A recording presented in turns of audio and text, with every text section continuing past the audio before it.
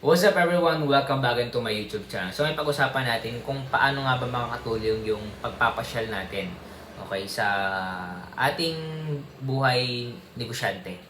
Alright. So bago tayo magsimula natin sa ating vlog, kung bago lang sa aking YouTube channel, please subscribe, click notification bell para update po kayo sa aking mga bagong vlog na i-upload in the future. Okay. So kapag na-reach po natin yung 1,000 subscriber, ay magpapagiveaway po tayo after this year, 2025. Alright. Paano nga ba makakatulong yung pasyal sa ating buhay negosyo, negosyante? Okay, so mga sa thumbnail ko, nasa Baguio po ako niyan.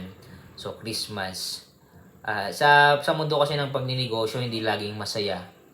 Hindi ka laging nasa mood. Hindi laging may success lagi. May kapalpakan. So, kailangan mong mag-unwind.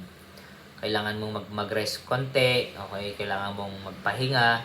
So, if you have a budget, punta ka dyan sa, ayan, nangyari sa Baguio or everything. Pero kung wala kang budget, punta ka sa bundok. Okay, tapos, yan, inhale, exhale. Ako, nature lover ako, wala akong budget. May motor ako, punta lang ako dun sa malapit sa bundok. O kaya naman sa nature.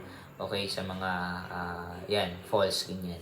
So, mahalaga ka sa atin yun para yung health natin is tuloy-tuloy pa rin. Yun lang naman, okay, sana nakatulong to sa inyo, nagkaroon kayo ng idea. Kung bago lang sa aking YouTube channel, please subscribe, okay, para mabot natin yung 1,000 subscriber. At the same time, kapag gusto niyo pong bumili ng libro ko, Negosyo Reality, para makatulong po at magkaroon kayo ng madaming knowledge. Okay, medyo mahal to pero worth it. The same time, dito niyo malaman kung bakit mahal po itong libro na to. Okay, at sana makatulong ito sa inyo. Okay, so dito muna tayo at see you in my next vlog. God bless, ingat-ingat po tayo. Bye-bye.